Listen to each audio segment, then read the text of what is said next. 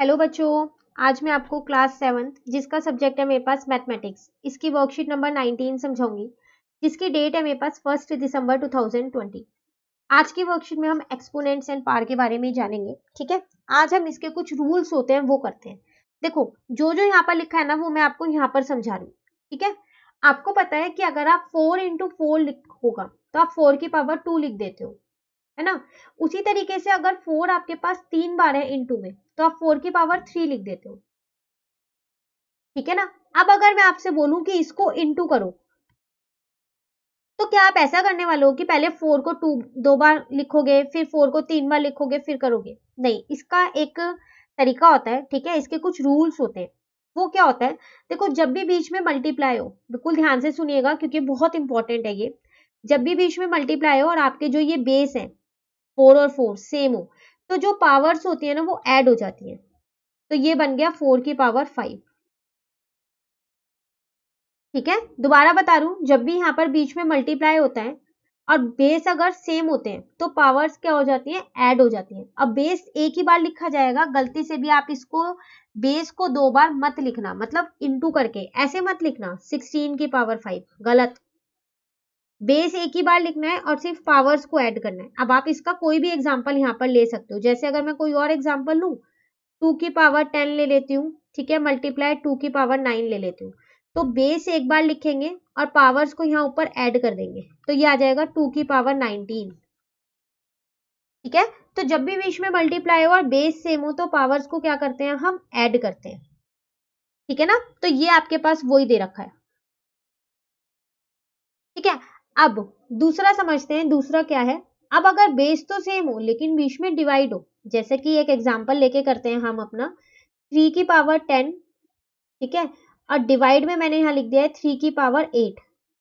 तो बेस तो मेरे सेम है, दोनों में 3 है, पर बीच में डिवाइड है तो पावर्स क्या होती है, माइनस हो जाती है। पावर्स बेस एक ही बार रहेगा, सिर्फ पावर माइनस होगी, तो 3 की पावर 2 आंसर आ गया। ठीक है, तो दो चीजें आपको पता चल गई, अगर बीच में मल्टीप्लाई हो और बेस सेम हो तो पार्ट्स क्या होती हैं, ऐड हो जाती हैं। और अगर बीच में डिवाइड हो और दोनों के बेस सेम हो तो पार्ट्स क्या होती हैं, माइनस हो जाती हैं। तो वो आपके पास ये लिखा। ठीक है ना। अब आते हैं कि मान लेते हैं पार के ऊपर पार है, 2 की पावर 3 की होल पावर 2 है, इसको बोलते हैं पार के ऊपर पार। तो कैसे करेंगे, ये इंटू होता है, ये 3 इंटू 2 मतलब 2 की पावर 6 लिखा है यहाँ। ठीक है, तो जब भी पार के ऊपर पार होती है, मतलब जैसे यहाँ लिखा हुआ है 2 की पावर 3 की पावर 2 है, पहले एक पावर है उसके ऊपर एक और पावर है, तो वो दोनों पार्ट्स क्या होती है, मल्टीप्लाई होती है। और बेस तो एक ही बार लिखा है तो यहाँ तो एक ही बार लिखेंगे। तो थर्ड रूल आपका ये रहा। ठीक है, अब यहाँ पर आपसे कह रहा है थिंक विच इज ग्रेटर, बताओ कौन सा ग्रेटर होगा इनमें से। तो ये लिखा है 5 की पावर 2 इंटू में 3, और ये देखो पार के ऊपर पार है, तो क्या मैं इसको 5 इंटू में 3 कर सकती हूँ ना, सॉरी 2 इंटू में 3, तो ये हो गया 5 की पावर 6। अब आप बताना जरा कौन सा ग्रेटर होगा, देख के ही पता चल रहा है ये ग्रेटर होगा। इसका मतलब है कि 5 6 टाइम्स लिखा है, और इसका मतलब है यहाँ पर 5 सिर्फ 2 बार ही लिखा हुआ है, 2 टाइम्स लिखा है और उसके बाद 3 से इंटू है, तो ये बड़ा है। तो इसका मतलब दिस इज ग्रेटर। ठीक है ना, तो आपको तीनों रूल्स पता चल गए। चलिए आगे अभी कई और रूल्स हैं वो देखते हैं हम। अब कह रहा है अभी तक तो हमने ऐसा किया कि बेस सेम होना चाहिए, पार चाहे अलग हो चाहे कुछ भी हो, बस बेस सेम होना चाहिए। अब मैं मान लेती हूँ यहाँ पर एक एग्जांपल लेती हूँ कि मेरे पास ना यहाँ पर बेस अलग है, देखो अलग है ना, यहाँ पर 2 है यहाँ पर 3 है, अलग अलग बेस है ना। तो इसमें मैं बीच में तो मल्टीप्लाई है लेकिन मैं पावर्स को ऐसे ऐड नहीं कर सकती, ये नहीं कर सकती ना मैं, नहीं होगा ना ये। क्यों, क्योंकि कौन सा बेस लिखूं, 2 वाला लिखूं या 3 वाला, नहीं पता। तो जब भी बेस अलग हो और पार सेम हो तो ऐसे लिखते हैं। अब पार एक बार लिखेंगे तो ये आ गया 6 की पावर 3। ठीक है, और अगर इसे सिंप्लीफाई करना हो तो 6 इंटू 6 इंटू 6 करो, मल्टीप्लाई करो, आंसर आ जाएगा। ठीक है, तो जब भी आपके बेस अलग अलग हो लेकिन पावर सेम हो तो आप बेस को एक ब्रैकेट में लिख लो और पार को एक ही बार लिख दो ब्रैकेट बंद करके। ठीक है, तो ये रहा वो आपका रूल। अब बात आती है, यहाँ तो चलो मल्टीप्लाई था, यही सेम चीज अगर मैं डिवाइड में बोलूं तो 2 की पावर 4 डिवाइडेड बाय, मैं यहाँ लिख देती हूँ 3 की पावर 4। तो देखो पार तो सेम है लेकिन बेस अलग है, तो पीछे वाला रूल तो नहीं लग पाएगा ना, माइनस वाला कि पार माइनस हो जाती है। अब आप क्या करोगे, वही बेस को लिख लो, 2 और 3 डिवाइड में हम ऐसे लिख सकते हैं, और पार को आप एक बार लिख दो। इसका मतलब ये 2 जो है आपके पास 4 बार लिखा हुआ है, और 3 भी जो है वो आपके पास 4 बार लिखा हुआ है, ठीक है ना। तो वो ये रहा आपका रूल।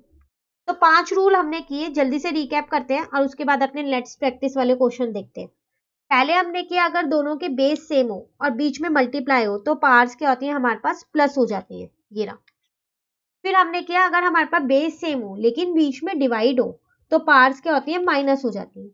फिर हमने किया अगर पार के ऊपर पार होता है तो वो क्या होती है, मल्टीप्लाई हो जाती है। अब बेस तो एक ही है तो एक ही बार लिखा जाएगा। फिर हमने किया अब हमारे यहाँ पर बेस अलग है लेकिन पार सेम है, तो क्या करेंगे, तो बेस को लिखेंगे पर पार को एक ही बार लिखेंगे, ठीक है। बेस को एक ब्रैकेट में लिख लेंगे दोनों बेस को, और पार को एक बार लिख देंगे। वही सेम चीज अगर डिवाइड में हो कि बेस अलग है लेकिन पार सेम है पर डिवाइड है बीच में, तो बेस को एक बार लिख दिया जैसे डिवाइड में ब्रैकेट में, और पार को एक बार लिख दिया, ठीक है। अब यहाँ एक और चीज है, कह रहा है अगर किसी की भी पार 0 होती है तो वो 1 होता है। जैसे 2 की पावर 0 तो इसका मतलब ये 1 है, 3 की पावर 0 इसका मतलब ये 1 है, 4 की पावर 0 इसका मतलब ये 1 है। तो 1 + 1 + 1 कितना हो गया, बीच में प्लस तो ऐसे ही है, तो 3 हो गया। तो आपका आंसर आ गया 3। ये सिर्फ तभी होता है जब पार 0 हो, ठीक है, और किसी पार में ये नहीं होता, तो ये आपको याद रखना है, ठीक है। ये हमने लास्ट वर्कशीट में भी किया था एक क्वेश्चन ऐसा। चलिए अब लेट्स प्रैक्टिस के क्वेश्चंस देखते हैं हम यहाँ। कह रहा है simplify and express each of the following in exponential form. Exponential form मतलब पार की फॉर्म में आपको आंसर लिखना है, ठीक है। देखो 5 रूल किए थे, वही पांचों रूल इसमें लगने वाले हैं। बेस सेम है, बीच में मल्टीप्लाई है, तो पार्स क्या होती है, ऐड हो जाती है, तो ये p की पावर 5 आंसर आ गया, ठीक है। बेस सेम है, बीच में मल्टीप्लाई है, तो पार्स क्या होंगी, ऐड हो जाएंगी, और बेस एक ही बार लिखा जाएगा, तो ये आ गया -4 की पावर 120, ठीक है। चलिए बेस सेम है लेकिन बीच में डिवाइड है, तो पार्स क्या होंगी, माइनस हो जाएंगी। बेस एक बार लिखा और पार्स को माइनस कर दिया, तो 20 की पावर 2 आ गया, ठीक है। फिर वही बेस सेम है लेकिन बीच में डिवाइड है, तो पार्स क्या होंगी, माइनस हो जाएंगी, तो 7 की पावर 3 आ गया। एक्सपोनेंशियल फॉर्म में छोड़ना है तो यही आंसर है, इसको आगे सिंप्लीफाई नहीं करना अब आपको, ठीक है। थर्ड रूल आता है पार के ऊपर पार, मल्टीप्लाई था है ना, तो इसका मतलब 6 ऐसे ही रहेगा, 2 × में 10, तो 6 की पावर 20 आ गया। मल्टीप्लाई पार के ऊपर पार है तो 50 × में 2, तो इसका मतलब 7 की पावर 100 आ गया, ठीक है। फोर्थ रूल, पार सेम है बेस अलग है, तो क्या करें, बेस को एक ब्रैकेट में लिख लेते हैं दोनों बेस को, और पार को एक बार लिख देते हैं। सेम वही, पार तो सेम है पर बेस अलग है, तो बेस को एक ब्रैकेट में लिख देते हैं और पार को एक ही बार लिख देते हैं, तो ये 2 3 जा 6, माइनस से माइनस कट गया, तो 6 की पावर 4 आ गया, ठीक है। फिर वही बेस सेम है लेकिन पार सेम है बेस अलग है, तो क्या करोगे, डिवाइड है बीच में, तो 2 में b लिखोगे ना, और ये 5 ऐसी है। बेस अलग अलग है पार सेम है, तो 5 में -2 और पार एक बार लगा देंगे 6, ठीक है। तो ये थे आपके लेट्स प्रैक्टिस के बहुत ही आसान से क्वेश्चन। इसी के साथ ये वर्कशीट कंप्लीट होती है, वर्कशीट नंबर 19। अब वर्कशीट नंबर 20 जो है वो हम अपनी नेक्स्ट वीडियो में करेंगे। तो अगर आपको ये वीडियो अच्छी लगी तो आप इसे लाइक जरूर कीजिएगा और मेरे चैनल को सब्सक्राइब कीजिएगा। Thank you.